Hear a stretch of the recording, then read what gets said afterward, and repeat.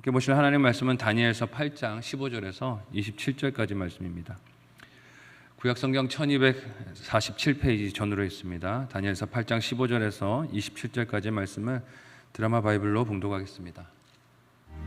나 다니엘이 이 환상을 보고 그 뜻을 알고자 할 때 사람 모양 같은 것이 내 앞에 섰고 내가 들은즉 을레강 두 언덕 사이에서 사람의 목소리가 있어 외쳐 이르되 가브리엘아, 이 환상을 이 사람에게 깨닫게 하라 하더니 그가 내가 선 곳으로 나왔는데 그가 나올 때 내가 두려워서 얼굴을 땅에 대고 엎드리매 그가 내게 이르되 인자야, 깨달아 알라. 이 환상은 정한 때 끝에 관한 것이니라. 그가 내게 말할 때에 내가 얼굴을 땅에 대고 엎드려 깊이 잠들매 그가 나를 어루만져서 일으켜 세우며 이르되 진노하시는 때가 마친 후에 될 일을 내가 내게 알게 하리니 이 환상은 정한 때 끝에 관한 것임이라. 내가 본 바 두 뿔 가진 순양은 곧 메대와 바사 왕들이요 털이 많은 순염소는 곧 헬라 왕이요 그의 두 눈 사이에 있는 큰 뿔은 곧 그 첫째 왕이요 이 뿔이 꺾이고 그 대신에 네 뿔이 났은즉 그 나라 가운데서 네 나라가 일어나되 그의 권세만 못하리라. 이 네 나라 마지막 때에 반역자들이 가득할 즈음에 한 왕이 일어나리니 그 얼굴은 뻔뻔하며 속임수에 능하며 그 권세가 강할 것이나 자기의 힘으로 말미암은 것이 아니며 그가 장차 놀랍게 파괴 행위를 하고 자의로 행하여 형통하며 강한 자들과 거룩한 백성을 멸하리라. 그가 꾀를 베풀어 제 손으로 속임수를 행하고 마음에 스스로 큰 체하며 또 평화로운 때에 많은 무리를 멸하며 또 스스로 서서 만왕의 왕을 대적할 것이나 그가 사람의 손으로 말미암지 아니하고 깨지리라. 이미 말한 바 주야에 대한 환상은 확실하니 너는 그 환상을 간직하라. 이는 여러 날 후의 일임이라. 이에 나 다니엘이 지쳐서 여러 날 앓다가 일어나서 왕의 일을 보았느니라. 내가 그 환상으로 말미암아 놀랐고 그 뜻을 깨닫는 사람도 없었느니라. 아멘. 함께 읽은 본문의 말씀을 가지고 간직해야 할 말씀이라는 제목으로 말씀 나누고 기도하도록 하겠습니다. 다니엘서가 초반부에는 우리가 잘 아는 이야기들, 풀무불에 대한 이야기, 또 사자굴에서 하나님이 건지시는 이야기들과 같은 것들을 보면서 친숙하고 재미있는 그런 부분이라 여겨졌겠지만 후반부로 갈수록 어려워하시는 분들이 많으신 것 같아요. 놀라운 환상의 이야기들, 또 이것을 어떻게 이 세상 가운데 해석하고 우리가 적용해야 하는가 어렵게 느끼실 수도 있는데 핵심의 요지는 무엇입니까? 고난의 때에 낙심하지 말고 하나님의 승리를 믿음으로 붙들고 승리하라는 것입니다. 하나님은 다니엘에게 순양과 순염소 그리고 거기서 나온 뿔들에 대한 환상을 보게 하셨습니다. 이를 본 다니엘은 오늘 본문에서 그 뜻을 알고자 해요. 다니엘이 보고 즉시로 깨닫는 지혜가 있는 것이 아님을 우리에게 보여주십니다. 지난날 왕들의 꿈, 그 왕들이 본 신비한 모습들은 보고 그가 해석을 했지만 그것은 출처가 다니엘 자신이 아니라 여호와 하나님이라는 것을 오늘 본문이 우리에게 알게 해주세요. 다니엘이 고백한 것과 같이 그가 보고 깨달은 것은 출처가 하나님에게 있지 다니엘 자신에게 있는 것이 아니라는 것입니다. 그러니 뭔가를 깨닫게 됐을 때 우리가 성경 말씀을 읽고 은혜를 받았을 때 감동됐을 때 우리가 알아야 하는 것이 무엇입니까? 하나님이 이를 일러주셨구나. 기뻐하고 감사하고 하나님께 영광을 돌려야지 내가 똑똑해서 이것을 알게 된 것이 아니라는 것을 잊지 말아야 합니다. 하나님은 다니엘에게 그가 본 것을 어떻게 오늘 본문에서 해석을 해주십니까? 함께 본문 15절에서 19절까지의 말씀을 한 목소리로 읽어보도록 하겠습니다. 같이 읽습니다. 시작. 나 다니엘이 이 환상을 보고 그 뜻을 알고자 할 때 사람 모양 같은 것이 내 앞에 섰고 내가 들은즉 을레강 두 언덕 사이에서 사람의 목소리가 있어 외쳐 이르되 가브리엘아, 이 환상을 이 사람에게 깨닫게 하라 하더니 그가 내가 선 곳에 나왔는데 그가 나를 이를 때에 내가 두려워서 얼굴을 땅에 대고 엎드리매 그가 내게 이르되 인자야 깨달아 알라.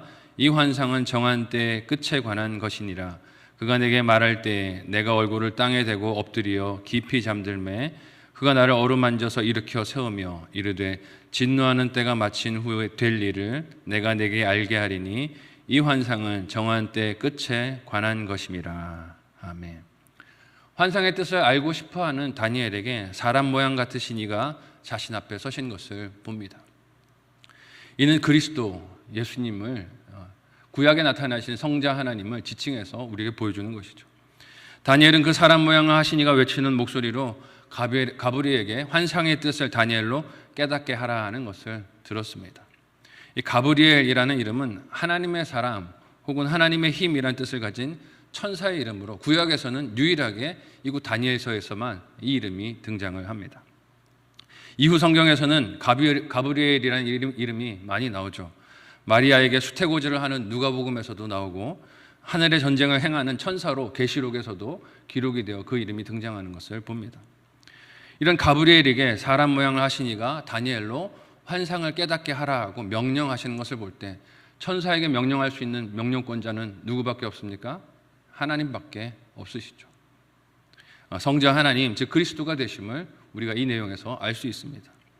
그런데 가브리엘이 다니엘에게 알려주는 환상의 내용이 무엇입니까? 17절과 19절 말씀을 보니 다니엘이 본 환상은 하나님이 정하신 때 끝에 관한 것이다 라고 일러주고 계세요.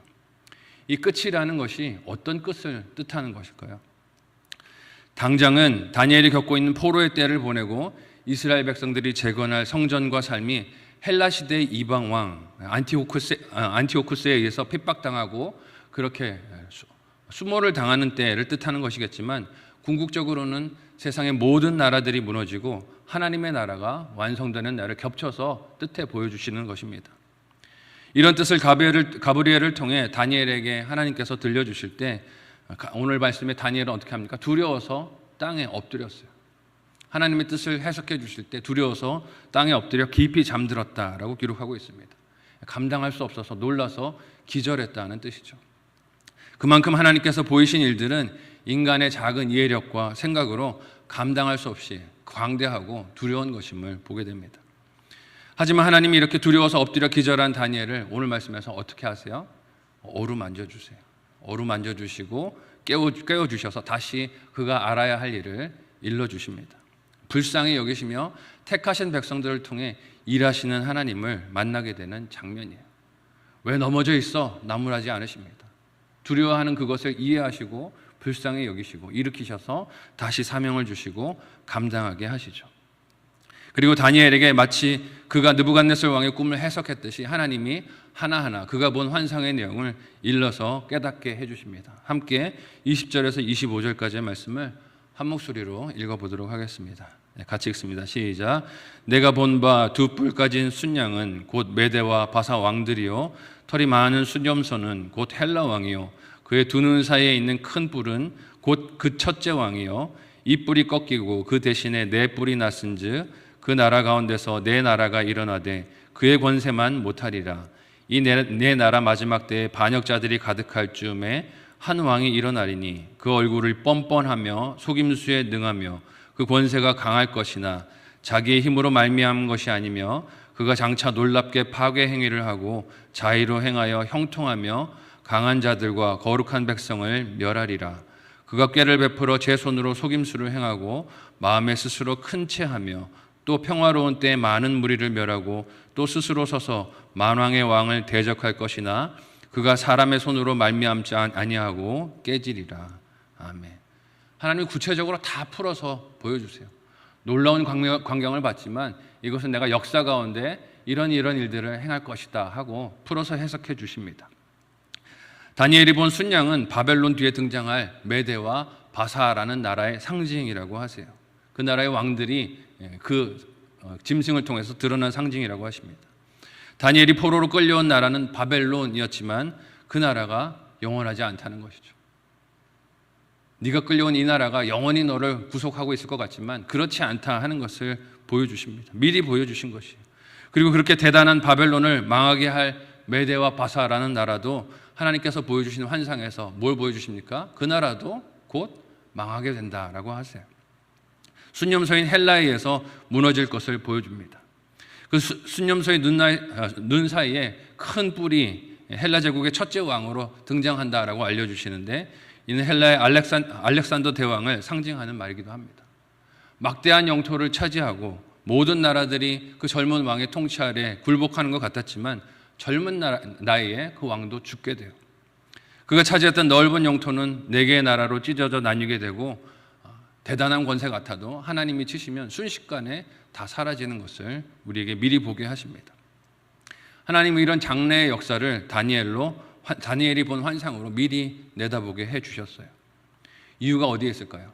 미리 이 일들을 알고 대피하라는 뜻일까요? 그렇지 않습니다. 우리는 장래에 있을 일들을 궁금해하며 그것을 알면 내가 어떤 것을 대비할 수 있지 않을까, 준비할 수 있지 않을까 기대할 때가 있어요. 그런데 하나님께서 미래 장래 일을 보여주시는 것은 그런 일을 하라고 우리에게 일러주시는 것이 아닙니다. 그럼 무슨 의미일까요? 장래에 일어날 일들이 두려워 보이고 무섭게 보여도 그것이 무엇인 것을 알라는 것입니까? 하나님의 뜻이 이루어지는 과정이라는 거예요. 사람의 뜻이 서는 것이 아니라 하나님의 뜻이, 하나님의 구원을 향한 역사가 완성되는 과정이니 두려워하지 말라고, 무서워하지 말라고, 모든 것이 하나님의 통제 아래에 있으니 믿음을 지키라고 보여주시는 환상인 줄 믿으시기를 바라요. 하나님께서 말씀을 우리에게 보여주시는 것도 그렇게 하나님을 향한 믿음을 지키라고 보여주시는 것입니다. 그래서 앞으로 세상의 나라에 되어질 일들과 더불어 읽은 본문에서는 뻔뻔하여 속임수에 능한 한 왕이 일어나서 강한 자와 거룩한 백성들을 고통스럽게 하는 괴로움의 시대가 올 것이라고 기록하십니다. 그런데 이 일은 이미 다니엘이 바벨론에서 포로로 끌려와서 겪고 있는 일이기도 해요. 포로로 이 땅에 끌려와서 거룩한 백성들이 온갖 수모와 괴로움을 겪고 있으면서 많은 사람들이 회의와 낙심으로 씨름하는 상황이기도 합니다. 하나님께서 말씀해 주시는 것이죠. 어떻게 이방 나라에 그 백성들이 패배를 당하고 끌려갈 수 있는지, 그것을 허락하실 수 있는지, 이방 신들보다 하나님이 약한 것인지, 앞으로 그들의 삶에 어떤 비참한 일들이 다가오게 될 것인지 두렵고 염려와 혼란과 두려움이 있었겠지만 하나님은 뭐라고 말씀하시는 거예요? 두려워하지 말라고 말씀하시는 거예요. 다니엘에게 장래에 있을 일을 보여주시는 것도 이와 유사한 고통이 미래에 너희 택한 백성 후손에게도 있을 것인데, 이것은 두려워하라는 것이 아니라 하나님의 구원을 이루어가는 과정인 것을 잊지 말라는 것입니다. 24절과 같이 그가 자기 힘으로 말미암은 것이 아니라 하나님의 뜻 가운데서 왕이 된 것임을 잘 주의해서 보라는 것이에요. 하나님께서 역사를 이끌어 가시고 구원을 성취하시는 과정에 도구가 될 뿐이며, 그렇게 자기 권세를 내세우며 의기양양하던 왕도 결국에는 사람이 아니라 하나님이 치시는 방법으로 인해 깨지고 멸망하게 될 것이다 라고 미리 말씀해 주십니다. 그리고 이어서 다니엘에게 하나님이 어떤 말씀을 주십니까? 함께 26절에서 27절까지의 본문을 한 목소리로 읽어보도록 하겠습니다. 같이 읽습니다. 시작. 이미 말한 바 주야에 대한 환상은 확실하니 너는 그 환상을 간직하라. 이는 여러 날 후의 일임이라 하더라. 이에 나 다니엘이 지쳐서 여러 날 앓다가 일어나서 왕의 일을 보았느니라. 내가 그 환상으로 말미암아 놀랐고 그 뜻을 깨닫는 사람도 없었느니라. 아멘. 하나님은 환상을 다니엘에게 보여주시고 그 해석까지 일러주신 이후에 다니엘에게 해야 할 일이 무엇이라고 하십니까? 간직하는 것이다 라고 하세요. 네 마음에 내가 보여준 이 환상과 이 해석을 간직하라고 하십니다.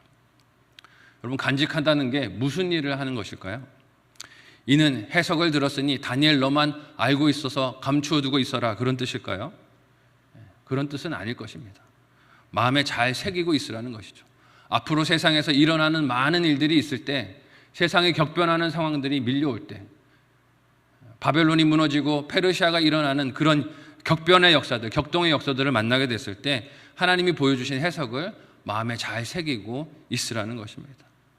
두려워 말라는 것이죠. 여러 왕들이 일어나 스스로의 권세를 높일 때 하나님이 주신 해석을 기억하며 믿음을 지키고 말씀을 마음에 붙들고 있으라는 뜻일 것입니다. 또한 자녀들에게 이 환상과 뜻을 가르쳐서 후대에게도 뭘 가르쳐야 하는 거예요? 너희에게도 역사의 격변의 시대가 찾아오겠지만 두려워하지 말고 이 말씀을, 환상을 마음에 새기고 신앙을 지키라고 가르쳐야 한다는 뜻이에요.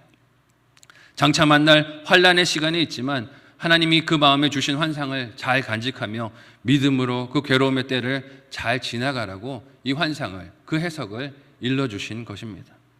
이 말씀은 단지 다니엘과 포로로 끌려간 이스라엘 백성에게만 주신 것이 아니라 오늘날 저와 여러분에게도 주신 말씀인 줄로 믿습니다. 격변하는 세상의 모습들이 우리 눈앞에 펼쳐져요. 세상 다 망하게 된 것 같은 낙심하게 만드는 일들이 찾아오기도 합니다.